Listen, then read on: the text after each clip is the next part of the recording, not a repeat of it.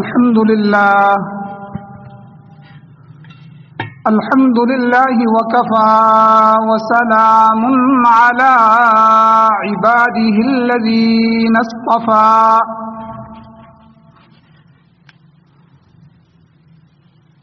أما بعد فأعوذ بالله من الشيطان الرجيم بسم الله الرحمن الرحيم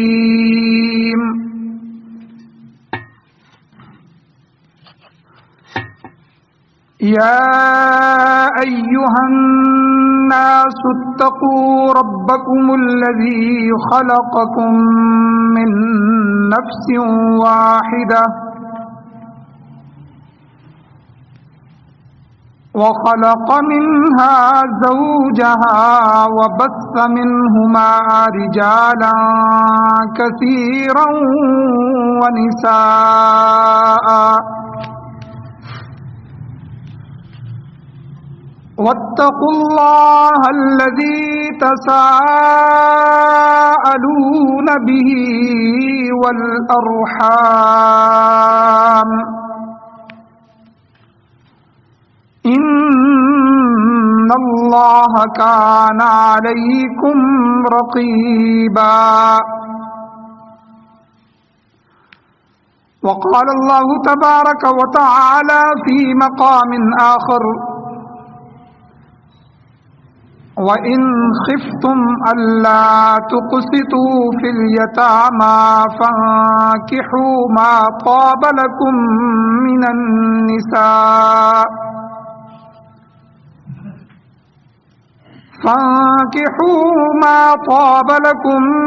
مِّنَ النِّسَاءِ مَثْنَى وَثُلَاثَ وَرُبَاعَ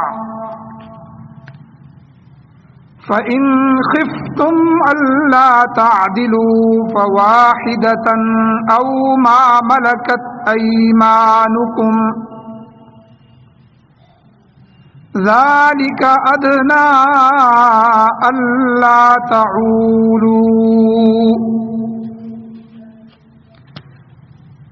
وعن عبد الله بن مسعود رضي الله تعالى عنه قال خرجنا مع النبي صلى الله عليه وسلم ونحن شباب لا نقدر على شيء فقال يا معشر الشباب عليكم بالباءة فإنه أغض للبصر وأحسن للفرج فمن لم يستطع منكم الباءة فعليه بالصوم فإن الصوم له وجاء. صدق الله العظيم وصدق رسوله النبي الأمي الكريم. درود شریف پڑھیں. اللهم صل على سيدنا وعلى آل سيدنا مولانا محمد وبارك وسلم وصلی علیہ.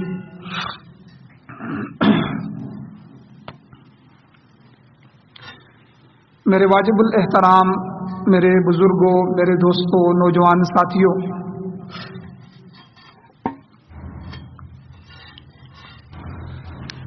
اللہ تعالیٰ کا احسان ہے کہ اللہ تعالیٰ نے ہمیں آدم علیہ السلام کے ذریعے انسانیت کے پیج میں اللہ نے ہمیں داخل فرمایا. خطبے میں نے جو آیت آپ کے سامنے پڑھی ہیں ان میں اللہ تعالیٰ نے یہی ارشاد فرمایا کہ اے لوگو اپنے اس رب سے ڈرو خلقکم من نفس واحدہ جس نے تمہیں ایک جان سے پیدا فرمایا. آدم علیہ السلام اکیلی جان. وخلق منها زوجها پھر انہی میں سے ان کی بیوی کو اما حوا علیہ السلام کو اللہ نے پیدا فرمایا. وَبَثَّ مِنْهُمَا رِجَالًا كَثِيرًا وَنِسَاءً، اور پھر ان دونوں سے اللہ تعالیٰ نے بہت سے مردوں کو اور بہت سی عورتوں کو اس دنیا میں پھیلا دیا۔ تو یہ اللہ تعالیٰ کا ہمارے اوپر احسان ہے کہ اللہ تعالیٰ نے ہمیں انسان بنایا۔ اور دوسرا اللہ تعالیٰ کا احسان عظیم ہے، بڑا احسان ہے اس سے بھی، کہ اللہ نے ہمیں مسلمان بنا کر حضور نبی کریم صلی اللہ علیہ وسلم کا امتی بنایا۔ چونکہ ابھی شادیوں کا زمانہ ہے، شادیوں کا زور چل رہا ہے، تو اس لیے اللہ تعالیٰ نے میرے ذہن میں یہ بات ڈالی کہ 2-3 جمعے ہم دینی پہلو سے نظریہ نکاح کو سامنے رکھتے ہوئے کہ ہمارے ہاں شریعت میں نکاح کا نظریہ کیا ہے، نکاح کے مقاصد کیا ہیں، اور نکاح عبادت کس طرح ہے، اور نکاح کے فضائل کیا ہیں، مختلف پہلوات پر روشنی ڈالی جائے تاکہ اسلامی نقطۂ نظر سے ہمیں سمجھ آئے کہ نکاح کتنی بڑی عبادت ہے اور اس کے مختلف پہلو کیا ہیں۔ تو میں نے کہا کہ اللہ نے ہم پر یہ 2 بڑے احسان فرمائے۔ ایک تو اللہ نے ہمیں انسانوں کی لسٹ میں بنایا، جانور بھی بنا سکتے تھے، پھر اللہ نے ہمیں انسانوں میں سے مسلمان بنا کر حضور کا امتی بنایا، یہ اللہ کا احسان عظیم ہے۔ جب کوئی کسی پر احسان کرتا ہے تو تقاضا یہ ہے کہ اس احسان کرنے والے کی بات کو بھی ہم مانیں۔ تو ان احسانات کا تقاضا بھی یہ ہے کہ ہم جانوروں کے بجائے انسانوں والے کام کریں۔ انسان بنایا اللہ نے ہمیں، تو ہم انسانوں والے کام کریں، جانوروں والے کام نہ کریں، یہ پہلے احسان کا تقاضا ہے۔ اور دوسرا جو احسان فرمایا کہ ہمیں حضور کا امتی بنایا، اس کا تقاضا یہ ہے کہ کافروں کی بجائے مسلمانوں والے کام کریں۔ حضور علیہ السلام کو سامنے رکھ کے، حضور کی شادیوں کو سامنے رکھ کے، حضور کے معاملات کو سامنے رکھ کے اب اپنی زندگی کے فیصلے کریں۔ تو یہ 2 احسانات ہیں، اور دونوں احسانات کے بڑے زبردست تقاضے ہیں جو میں نے آپ کے سامنے رکھے۔ اب مطلق نکاح کا نظریہ کیا ہے؟ یاد رکھیں، انسان ہوں یا جانور ہوں، اللہ تعالیٰ نے سب میں افزائش نسل کا طریقہ رکھا ہے، ان کی نسلیں بڑھتی ہیں۔ مچھر ہے وہ بھی اپنی نسل بڑھا رہا ہے، کتے بلے بھی اپنی نسلیں بڑھا رہے ہیں، جانور بھی بڑھا رہے ہیں، انسان بھی بڑھا رہا ہے۔ اور اس افزائش نسل کا جو عمومی نظام اللہ نے ہمارے اندر بنایا ہے، وہ نظام کیا ہے کہ نر اور مادہ کے ملاپ سے آگے نسل پیدا ہو۔ سورۃ الطارق 30ویں سپارے میں اللہ تعالیٰ فرماتے ہیں وَالسَّمَاءِ وَالطَّارِقِ، آسمان کی قسم اٹھاتا ہوں میں، والطارق، اور آسمان میں اس چمکنے والے جو ستارہ آتا ہے اس ستارے کی بھی اللہ قسم اٹھا کے بات کہہ رہے ہیں۔ وما ادراک ما الطارق النجم الثاقب، تمہیں کیا پتا ہے وہ طارق کیا ہے جس کی میں قسم اٹھا رہا ہوں؟ وہ النجم الثاقب، وہ چمکتا ہوا ستارہ ہے۔ آگے اللہ تعالیٰ فرماتے ہیں اگلی آیات میں فَلْيَنْظُرِ الْإِنسَانُ مِمَّ خُلِقَ، چاہیے کہ انسان نظر کرے، دیکھے کہ اسے کس طرح پیدا کیا گیا، کس طرح بنایا گیا۔ خُلِقَ مِن مَّاءٍ دَافِقٍ، اللہ تعالیٰ نے اسے اچھلتے ہوئے پانی سے پیدا فرمایا۔ یعنی اللہ نے قرآن مجید میں ہماری اصلیت بھی بیان فرمائی ہے کہ انسان اصل میں کس طرح پیدا ہوا ہے۔ یخرج من بین الصلب والترائب، اللہ کہتے ہیں کہ ہم پیٹ اور پیٹھ کے درمیان میں سے اس کو نکالتے ہیں، کہ نر اور مادہ کے ملاپ میں وہ جو مادہ ہے وہ ایک मादा जो है औरत के पीठ जो है वो पेट से छाती से चलता है और औरत की पीठ से चलता है, और अल्लाह किस तरह उसको मिलाते हैं और उससे जीता जागता इंसान पैदा कर देते हैं। कुरान मजीद में अल्लाह ताला ने ये सारे नक्शे बयान फरमाए। तो कहने का मकसद ये है कि इंसान हो या जानवर हो, सब में अफजाइश नस्ल बढ़ाने का जो उमूमी तरीका यही है कि नर और मादा का मिलाप। और अफजाइश नस्ल जानवरों की भी हो रही है और इंसानों की भी हो रही है, लेकिन फर्क क्या है जानवरों में और इंसानों में? फर्क क्या है? नस्ल तो दोनों की बढ़ रही है। बुनियादी फर्क यह है कि जानवरों में रिश्तों का कोई एहतराम नहीं है कि ये उनके लिए महरम है, ये उनके लिए गैर महरम है। जानवर जब मिलाप करते हैं तो ये उसकी माँ है या ये उसकी बेटी बनती है या उसकी बहन बनती है। जानवरों में ये कोई नहीं है, इम्तियाज नहीं है। दूसरा, जानवरों में अफजाइश नस्ल के लिए निकाह का बंधन नहीं है, उनको निकाह के बंधन में नहीं बांधा जाता। और इसके मुकाबले में इंसानों के अंदर ये दोनों बुनियादी चीजें हैं कि इंसान अपने गैर महरम से निकाह कर सकता है, महरम औरतों से निकाह नहीं कर सकता, माँ, बहन, बेटी और इसी तरह वो रिश्ते जो कुरान मजीद में बयान हुए। और दूसरा, जिनसे अफजाइश नस्ल बढ़ाना चाहता है पहले उससे निकाह करना पड़ेगा। निकाह के बगैर भी ताल्लुकात की इस्लाम इजाजत नहीं देता, उस नस्ल को हलाली नस्ल इस्लाम तस्वर नहीं करता। तो जानवरों और इंसानों के दरमियान ये फर्क है। फिर इंसानों में दो तबके हैं, एक तबका मुसलमानों का है और दूसरा गैर मुस्लिम लोगों का है। एक मुसलमानों का है, दूसरा काफिरों का है। तो इन दोनों के नजरियात में फर्क है, मुसलमान और काफिर के नजरिए में फर्क है। इसलिए जब नजरियात में फर्क आया तो तर्ज मुआशरत में भी फर्क आ जाएगा। आगे मुआशरत भी अलग, मुसलमान की मुआशरत, खानदान, नस्ल अलग तरीके से आगे जाएगी और काफिर की तर्ज मुआशरत अलग आगे जाएगी।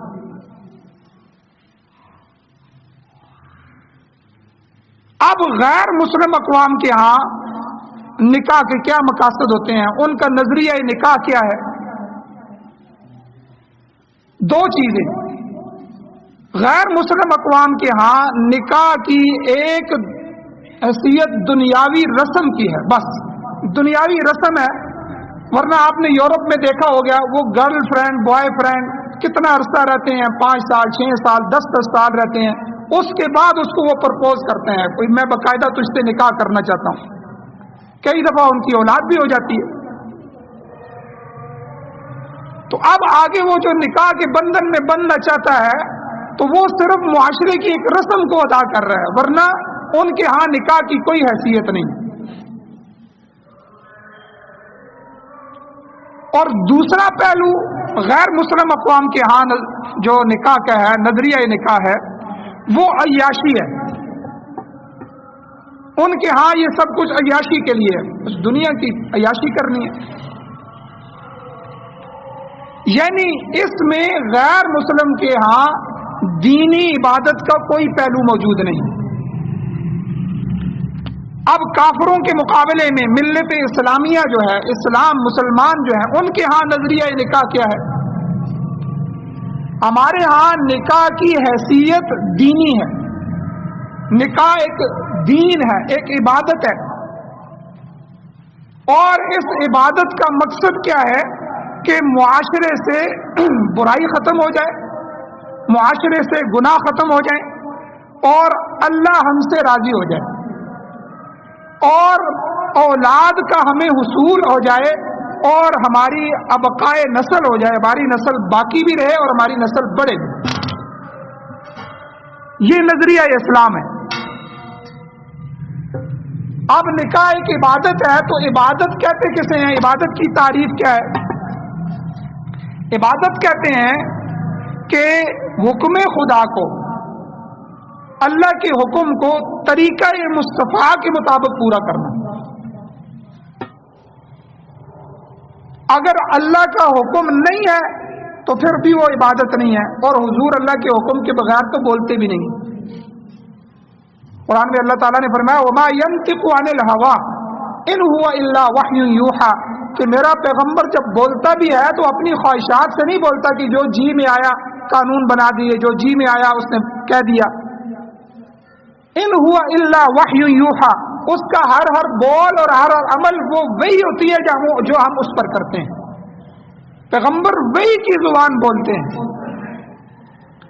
تو اس لیے اللہ نے ہمیں قرآن میں حکم دیا نماز پڑھو، نماز پڑھو، نماز پڑھو، بے شمار دفعہ حکم آیا۔ یا اللہ کتنی نمازیں پڑھیں، کس طریقے پر پڑھیں، کتنی رکعتیں پڑھیں، اور ان رکعتوں کا درجہ کیا ہے، کتنے فرائض ہیں، کتنے واجبات ہیں، کتنی سنتیں ہیں، کتنے نفل ہیں، اور ان کے اوقات کیا ہیں، کن کن وقتوں میں پڑھنا ہے، اور ان کے علاوہ جو نمازیں ہیں وہ کون کون سی ہیں، ان کی تعداد کیا ہے۔ یہ ساری چیزیں تشریح ہے اس حکم کی، کہ اللہ نے حکم تو دے دیا، اس کی تشریح آگے حضور علیہ الصلوۃ والسلام کا فعل ہے، حضور کا عمل ہے، کہ جیسے حضور نے پڑھا ہے اس طرح پڑھو، جتنا حضور نے پڑھی ہے اتنی پڑھو، جن اوقات میں حضور علیہ السلام نے پڑھنے کا حکم دیا اور پڑھی ہے ان کا اوقات میں پڑھو۔ تو عبادت کہتے ہیں حکم خدا کو طریقہ مصطفیٰ صلی اللہ علیہ وسلم کے مطابق پورا کرنا، یعنی اللہ تعالیٰ کے احکام کو نبی کریم صلی اللہ علیہ وسلم کی تعلیمات اور آپ کی تشریحات کے مطابق بجا لانا۔ اور ان عبادات کا مقصد کیا ہے؟ ان عبادتوں کا اصل مقصد اللہ کی رضا اور خوشنودی حاصل کرنا ہے، کہ جب ہم اللہ کا حکم حضور کے طریقے پر لائیں گے، کریں گے، تو اللہ ہم سے راضی ہو جائے گا۔ یہ عبادات کا مقصد۔ تو اسلام میں نکاح چونکہ ایک مستقل عبادت ہے، اس لیے شریعت نے اس کے پہلو جو ہیں ان کو جگہ جگہ اس لحاظ کو ملحوظ رکھا ہے کہ ہر پہلو کو شریعت نے بیان کیا ہے۔ سب سے پہلے ہم نے نکاح کرنا کہاں ہے؟ گھر میں کرنا ہے، بیٹھک میں کرنا ہے، شادی ہالوں میں کرنا ہے، یا کہ مسجد میں کرنا چاہیے؟ نکاح کی جگہ کون سی ہونی چاہیے؟ تو نکاح کرنے کی جگہ میں بھی عبادت کا پہلو ہے، چونکہ ہمارے ہاں نکاح ایک مستقل عبادت ہے، محض رسم دنیا نہیں ہے اور عیاشی کے لیے نہیں ہے، اور عبادت کی ادائیگی کا سب سے بہترین مقام اور جگہ وہ مسجد ہے۔ اس لیے یاد رکھیں، یہ تو ہماری کوتاہی ہے کہ ہم اس پہ عمل نہیں کرتے، ورنہ شریعت کی تعلیم یہ ہے، ہمارے علاقوں میں، ہمارے پورے کے پورے دیہاتوں میں مسجدوں میں نکاح ہوتا ہے۔ تو شریعت کی تعلیم یہ ہے، جامع ترمذی کی حدیث ہے، 1099 نمبر حدیث ہے، کہ رسول اللہ صلی اللہ علیہ وسلم نے ارشاد فرمایا وَجْعَلُوهُ فِي الْمَسَاجِدِ، نکاحوں کو مسجدوں میں کیا کرو۔ تو مسلمانوں کے ہاں نکاح عبادت ہے، تو اس کی ادائیگی کے لیے مسجد کی مقدس اور بابرکت جگہ مقرر کی گئی، تاکہ اس مقدس جگہ کی برکات انسان کی ازدواجی زندگی میں داخل ہو جائیں، شرائط کر دیں۔ یاد رکھیں، جگہ کا اثر ہوتا ہے، بولنے کا اثر ہوتا ہے۔ اسی زبان سے ہم ایک بول گالی کا نکالتے ہیں تو اگلا بندہ غصے میں آ جاتا ہے، اسی زبان سے ہم ایک بول اس کی تعریف کا نکالتے ہیں تو اگلا بندہ خوش ہو جاتا ہے۔ تو اسی طرح جگہ کا اثر ہوتا ہے، وقت کا اثر ہوتا ہے۔ تو اس عبادت کے ادا کرنے کے لیے، نکاح کی عبادت کو ادا کرنے کے لیے جو ہمارے لیے جگہ متعین کی گئی ہے وہ بھی مسجد کی گئی، اور مسجد کا جو مقام ہے، مسجد واحد جگہ ہے پورے محلے میں، پورے ایریے میں، پورے علاقے میں، کہ جہاں ہر وقت فرشتوں کا نزول ہوتا رہتا۔ باقی کوئی آدمی، کوئی مولوی، کوئی بڑا یہ نہیں کہہ سکتا کہ میرے گھر میں بھی فرشتے داخل ہوتے ہیں. آج کل تو ہم نے ویسے ہی ان کی رکاوٹ ڈال دی ہے کہ بھائی تم نے ہمارے گھر میں آنا نہیں. حضور علیہ الصلوۃ والسلام نے حدیث میں فرمایا کہ جس گھر میں تصویر اور کتا ہو اس میں رحمت کے فرشتے نہیں آ سکتے. آج ہر گھر میں ہر ایک کے پاس موبائل ہے، فلمیں ہیں، ڈرامے ہیں، گانے ہیں، تصویریں ہیں، گھروں میں لٹک رہی ہیں، پردوں پہ لٹک رہی ہیں، ماچس کی ڈبیا پہ ہے، صابن کے ریپر پہ ہے، ہر چیز پہ تصویریں ہیں. اور کتے بھی شوق سے پالے جا رہے ہیں گھروں میں. 2-3 کتوں کی اجازت ہے. ایک تو جو ڈیرے میں رکھا جاتا ہے وہ کتا کے ڈیرے میں جانوروں کی حفاظت کے لیے. دوسرا شکاری کتا ہوتا ہے، بڑا قیمتی کتا ہوتا ہے، اس کو صرف شکار کے لیے جو ہے رکھا جاتا ہے، اس کا شکار پکڑ کے لانا. پورے احکامات قرآن مجید میں اس کے موجود ہیں. ورنہ عام حالت میں شوقیہ طور پر گھروں میں کتوں کو رکھنا اس کی اجازت نہیں ہے، حرام ہے. تو جس گھر میں کتا اور تصویر ہوگی تو اس میں رحمت کے فرشتے نہیں آئیں گے. آپ سورہ بقرہ کا ختم پڑھائیں، آپ سورہ یاسین کا ختم پڑھائیں، آپ برکت کے لیے اور جھگڑوں کے ختم کرنے کے لیے اور رحمت کے نزول کے لیے جتنے مرضی ختم پڑھائیں، لیکن دروازے جو ہم نے بند کیے ہوئے ہیں. رحمت کو بلانے کے لیے ہم عمل تو کر رہے ہیں کہ سورہ بقرہ پڑھیں گے تو جنات بھاگیں گے، ٹھیک ہے، اور جو احادیث میں فضائل آئے ہیں وہ ہمیں ملیں گے، لیکن دروازہ اگر بند کر دے. اس کی مثال اسی طرح ہے کہ کسی بھی چیز کے لیے پرہیز ضروری ہے. علاج اگر کروا رہے ہیں تو پرہیز بھی کریں. اگر پرہیز نہیں کرتے تو 1 کروڑ روپے کا علاج ضائع ہو جائے گا. اسی لیے حکیم لوگ جو ہیں وہ جب علاج کرتے ہیں تو 40 دن کے بعد بھی کسی نے بد پرہیزی کی تو وہ کہتے ہیں دوبارہ شروع کرو، تم نے ختم کر دیا معاملہ. اب ایک بندہ اے سی لگاتا ہے گھر میں کمرے میں، تو اے سی کے لیے سب سے پہلے پرہیز ضروری ہے کہ کمرے کی کھڑکیوں کو، دروازوں کو فل پروف بند کرو تاکہ باہر سے کوئی چیز اندر داخل نہ ہو، ہوا اور اندر کی جو ٹھنڈک ہے وہ باہر نہ جائے. اب بندہ اے سی بھی لگا دے اور کھڑکی بھی کھول دے تو پھر کہے جی یہ تو میرا گھر ٹھنڈا نہیں ہو رہا، کمرہ ٹھنڈا نہیں ہو رہا. اب رحمت کو بھی کھینچ رہے ہیں، سورہ یاسین بھی پڑھ رہے ہیں، تلاوت بھی کر رہے ہیں، عبادات بھی کر رہے ہیں، یا اللہ رحمتیں نظر نہیں آتی گھروں میں، جھگڑوں کے جھگڑے چل رہے ہیں، بے برکتیاں نحوستیں چل رہی ہیں. تو دوسری طرف سے ہم نے وہ ساری پرہیز ختم کر دی ہے کہ جو رحمت کو لانے کے لیے ضروری تھی. اس لیے یاد رکھیں کہ نکاح کے اندر بھی مسجد کی جو جگہ منتخب کی گئی ہے کہ اس جگہ کے اثرات ہوتے ہیں. مسجد کے اندر جو برکتیں نازل ہو رہی ہیں، اللہ کی طرف سے رحمتیں اتر رہی ہیں، تو اس جوڑے کے نکاح کرنے کی وجہ سے وہ رحمتیں ان کی ازدواجی زندگی میں سرایت کر جائیں اور اس کی زندگی بے برکتی اور نحوست سے محفوظ رہے گی. اور اگر کوئی مسلمان اپنے نکاح کی تقریب مسجد میں نہیں کرتا تو اس کا معنی یہ ہوا کہ وہ بھی غیر مسلموں کی طرح نکاح کو عبادت کی بجائے محض رسم دنیا ہی سمجھتا ہے اور عیاشی کے لیے کر رہا ہے. عبادت سمجھتا تو عبادت کی جگہ میں ادا کرتا، اور مسجد میں کرنا کوئی فرض نہیں ہے، استحباب کے درجے میں ہے. کہیں اور بھی کیا تو نکاح ہو جائے گا. کہیں یہ نہ کہیں کہ مولوی صاحب نے فتویٰ لگایا کہ باہر نکاح نہیں ہوتا، ہم نے جو نکاح کیے ہیں پھر اس کا کیا ہوگا. نکاح ہو جاتے ہیں، لیکن اللہ کے نبی نے ترغیب دی ہے کہ بھائی یہ عبادت ہے، کوئی رسم دنیا نہیں ہے، تو اسے مسجدوں میں وَجْعَلُوهُ فِي الْمَسَاجِدِ پورا حکم حضور کا موجود ہے. ترمذی شریف کی حدیث ہے کہ نکاحوں کو مسجد میں کیا کرو.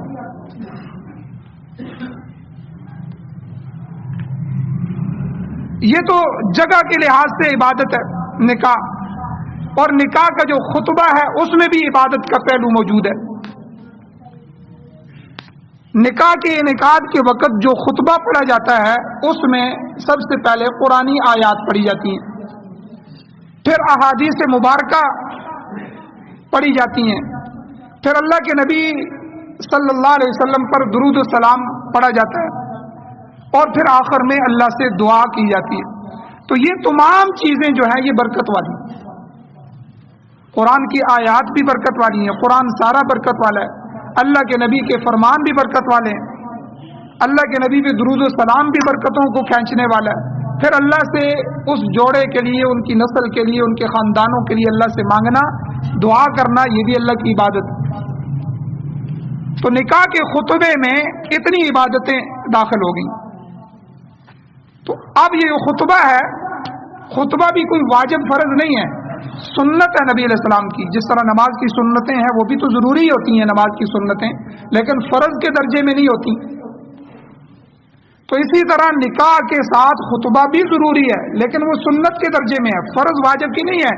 کسی جگہ کسی کو خطبہ نہیں آتا اور کوئی ایسا معاملہ ہو گیا, چھوٹ گیا, تو نکاح بہرحال ہو جائے گا, مطلب یہ ہے. لیکن جہاں ہم اس کو عبادت کی جگہ میں ادا کر رہے ہیں, مسجد میں نکاح پڑھ رہے ہیں, تو دوسرا جو ہے کہ وہاں ہم خطبہ بھی پڑھ رہے ہیں, اس میں بھی 3-4 پہلو سے ہم عبادت کا عمل ادا کر رہے ہیں, تو کتنی برکت ہوگی اس میں. اسی طرح نکاح ایک مستقل عبادت ہے, محض رسم دنیا اور عیاشی نہیں ہے. اس لیے یاد رکھیں, نکاح کی تقریب میں آلات موسیقی کی ممانعت ہے شریعت میں. اس میں ڈھول, تاشے, طبلے, سرنگیاں, قوالیاں, گانے باجے, ڈانس, مجرے, یہ ساری چیزیں کیا ہیں؟ یہ شیطانی عمل ہے. اور ہم نے ایسے شادیوں کے نتیجے دیکھے ہیں. آپ سروے کر لیں, علماء کے نکاح کوئی 1000 میں سے ایک آدھ عالم کے گھر میں طلاق ہو گئی ہوگی, تو حالانکہ ان کے تو اسباب بھی نہیں ہیں, تنخواہیں بھی اتنی نہیں ہوتی, وسائل بھی نہیں ہے. بندہ کہے جی وسائل سے عورتوں کو خوش رکھتے ہیں. بھائی اپنے اپنے حقوق ادا کرو, محبت کرو, ٹھیک ہے, طریقے سے نکاح کرو, اور نکاح کو مسجد میں کرو, اللہ کو سامنے رکھ کے کرو, اللہ کو راضی کرنے کی نیت سے کرو. ہر وہ کام کرو جو اللہ نے حکم دیا ہے, ہر اس کام سے بچو جس سے اللہ نے اپنی ناراضگی کا اظہار کیا ہے. تو ان چیزوں کے اثرات ہوتے ہیں. تو نکاح کی تقریب میں آلات موسیقی تو ویسے بھی حرام ہے شریعت میں, لیکن خاص اس موقع پہ کہ نکاح کی عبادت ہے, شادی ہو رہی ہے, اور پھر ان میں یہ کام کر رہا ہے. جو آدمی, یاد رکھیں, اپنے بچے کی پیدائش پر, اپنے بچے کی منگنی پر, یا ان کے نکاح پر, یا ان کی کسی خوشی پر, یا اپنی کسی بھی خوشی پر اللہ کو بھول جاتا ہے, تو پھر اللہ بھی اس کو بھول جاتے ہیں. قرآن میں کیا کہتے ہیں اللہ تعالیٰ؟ وَلَا تَكُونُوا كَالَّذِينَ نَسُوا اللَّهَ, لوگوں, ایمان والوں, ان لوگوں کی طرح نہ ہو جاؤ جنہوں نے اللہ کو بھول گئے, اللہ کو بھلا دیا. فَأَنسَاهُمْ أَنفُسَهُمْ, اللہ نے ان کو ان کی جانوں کو ہی بھلا دیا. پھر بندے کو اپنی جان بھی بھول جاتی ہے. اتنی مصیبتیں اس پر آ جاتی ہیں, اس کی زندگی اور معیشت اور اس کی معاشرت, اس کے نظام اللہ تنگ کر دیتے ہیں, اس کو جکڑ دیتے ہیں. تو اس لیے نکاح ایک مستقل عبادت ہے, صرف رسم دنیا نہیں ہے اور نہ عیاشی کے لیے. اس لیے اس میں یہ ہر آلات موسیقی جو ہیں, ڈھول, تاشے, باجے, طبلے, سرنگیاں, اور یہ سارے گانے باجے وغیرہ, ڈانس, مجرے, یہ سارے سخت ترین حرام. اور اللہ تعالیٰ کی لعنت برستی ہے ان لوگوں پر. اور آپ بتائیں, اگر اس رات ہم سو جائیں اور پھر صبح ہماری قبر پہ آنکھ کھلے تو کیا حال ہوگا ہمارا؟ اور پھر ہم توبہ بھی نہیں کرتے, اگلے دوست کے اوپر اور بڑھ کے ارادہ کرتے ہیں, یار اس پہ جو کمی رہ گئی ہے, اس اگلے دوست کی شادی آ رہی ہے, اس پہ پوری کریں گے. جس آدمی کی نیت یہی چل رہی ہو تو وہ کدھر جا رہا ہے؟ اس کی زندگی کا رخ کدھر جا رہا ہے؟ اس کے اوپر برکتیں نازل ہوں گی.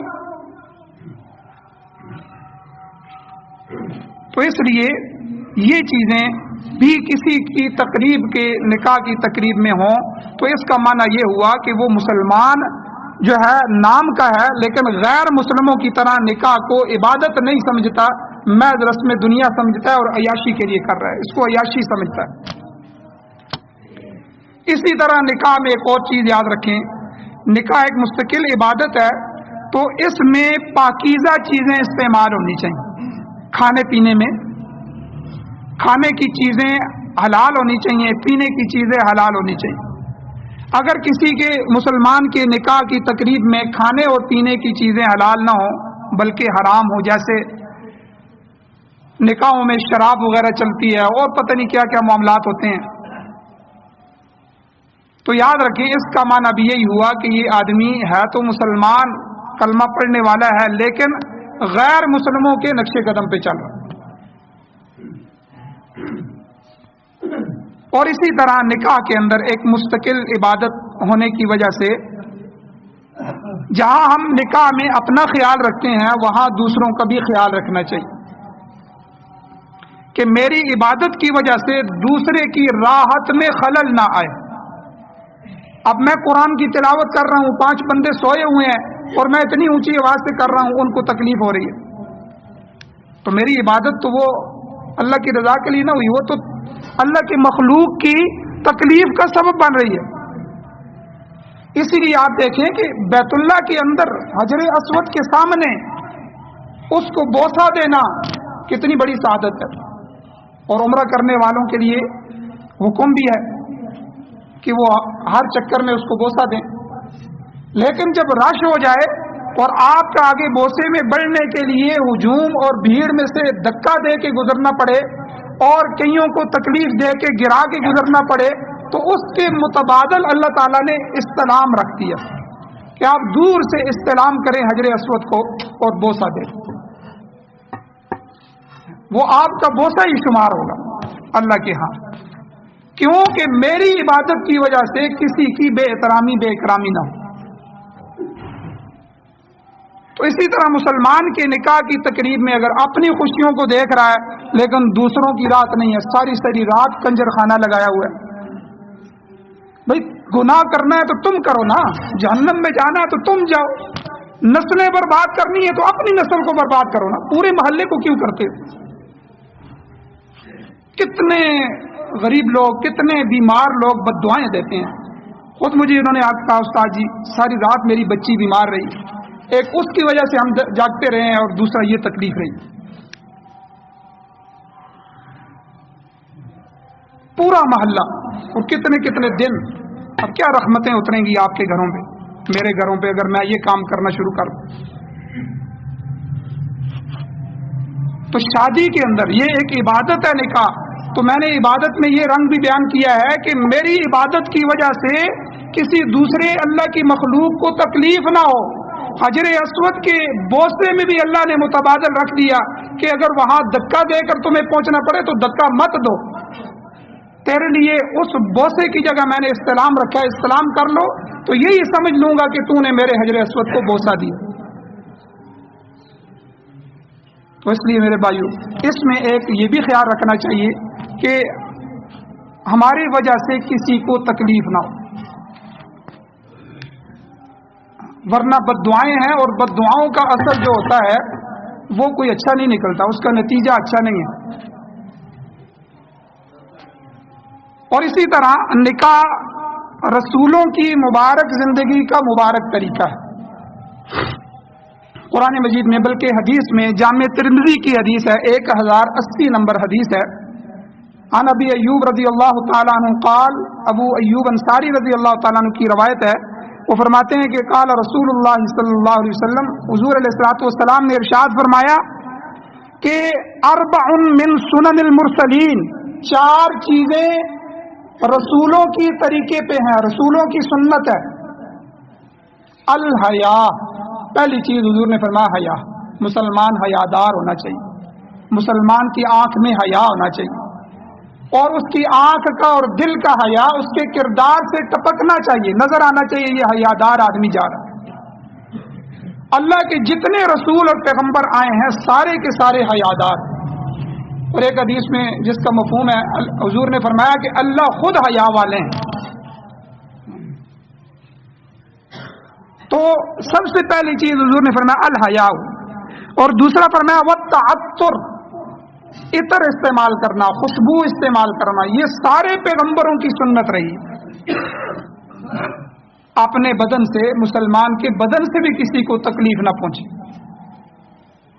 ہمارے پسینے کی بدبو سے بھی کوئی مسلمان تنگ نہ ہو. تو اس لیے آپ دیکھیں چھوٹا سا حکم بھی شریعت میں حضور نے فرمایا کہ پیاز کھا کے مسجد میں نہ آؤ. حلال چیز کھائیے، حرام چیز نہیں کھائی. اور ہوش بھی ٹھکانے میں ہے، اس کے کھانے کی وجہ سے عقل بھی ظاہر نہیں ہوئی، پھر بھی کہا کہ لوگوں کی مخلوق کی مجلس میں نہ آؤ. لوگوں کو تکلیف ہوگی، فرشتوں کو تکلیف ہوگی، دونوں مخلوقیں تمہاری وجہ سے پریشان ہوں. اس لیے علماء نے لکھا ہے کہ یہ مولی، پیاز یا اس طرح کی چیزیں جس کی وجہ سے ڈکار جب آئے تو اس کی ایک بدبو سی پیدا ہوتی ہے، تو کسی مجلس میں کھا کے بندہ نہ جائے. ایسے وقت میں کھائے کہ جب وہ گھر میں آرام کرے یا کچھ اس کو آدھا گھنٹہ مل جائے. تو تعطر یہ دوسری سنت ہے انبیاء کی کہ اپنے جسم پر خوشبو لگا کے رکھنا. ہر ایک بندہ خوشبو لگائے گا تو آپ اندازہ لگائیں کتنی محفل سجی رہے گی، محفل میں اطمینان ہوگا، بیٹھنے والوں کی مجلس میں اطمینان ہوگا. اور تیسری چیز وسواک. حضور علیہ السلام نے فرمایا مسواک جو ہے، مسواک کرنا، دانتوں کی صفائی. چونکہ دانت بندے کے سامنے ہوتے ہیں، بندہ بولتا ہے تو دانت سامنے ہوتے ہیں، بندہ ہنستا ہے تو دانت سامنے ہوتے ہیں، بندہ بات کرتا ہے تو دانت سامنے ہوتے ہیں، اور یہ چھپ نہیں سکتے. منہ نے کھلنا ہے، کھلتے ہی اندر سے بدبو آنی بھی شروع ہو جاتی ہے. تو یہ بھی صفائی سے ہے، پاکیزگی سے ہے. تو حضور نے فرمایا کہ السواک، کہ یہ مسواک جو ہے یہ بھی سارے انبیاء کی سنت ہے. اور چوتھی چیز ون نکاح، نکاح کرنا، اپنی عزتوں کو بچانا اور معاشرے کو پاک رکھنا اور گناہوں کی زندگی سے بچنا اور اللہ کی رضا کے لیے، اولاد نسل کی بقا کے لیے جو ہے نکاح کرنا، یہ بھی سارے انبیاء کی سنت اور طریقہ رہا. اور اسی طرح اللہ تعالیٰ نے قرآن مجید میں سورہ رعد کی آیت نمبر 38 میں اللہ فرماتے ہیں وَلَقَدْ أَرْسَلْنَا رُسُلًا مِّن قَبْلِكَ. اے میرے محبوب پیغمبر حضور کو اللہ فرما رہے ہیں ہم نے آپ سے پہلے بھی رسول بھیجے ہیں. وَلَقَدْ أَرْسَلْنَا رُسُلًا مِّن قَبْلِكَ، آپ سے پہلے بہت سے رسول آئے. وَجَعَلْنَا لَهُمْ أَزْوَاجًا وَذُرِّيَّةً، ہم نے انہیں بیویاں بھی عطا کی اور ہم نے انہیں اولادیں بھی عطا کی. تو بیوی نکاح سے ہوتی ہے، تو گویا کہ ان سارے پیغمبروں نے نکاح بھی کیے اور اللہ نے آگے ان کی نسل کو بھی بڑھایا اور اللہ نے ان کو اولادیں بھی عطا فرمائی. تو نکاح کے متعلق انشاءاللہ یہ 3 4 5 جمعے آگے چلیں گے. اس میں مختلف موضوعات ہیں. منگنی کی کیا حیثیت ہے، منگنی کے اندر اس کا اسلام میں شریعت میں کیا حکم ہے، پھر آگے شادی جو ہے اور اس کے معاملات کیا ہیں، اور نوجوانوں کو حضور علیہ السلام نے کیا خطاب فرمایا، انشاءاللہ اگلے جمعوں میں بیان کیا جائے گا. اللہ تعالیٰ سے دعا ہے اللہ ہمیں عمل کی توفیق عطا فرمائے. وآخر دعوانا الحمدللہ رب العالمین.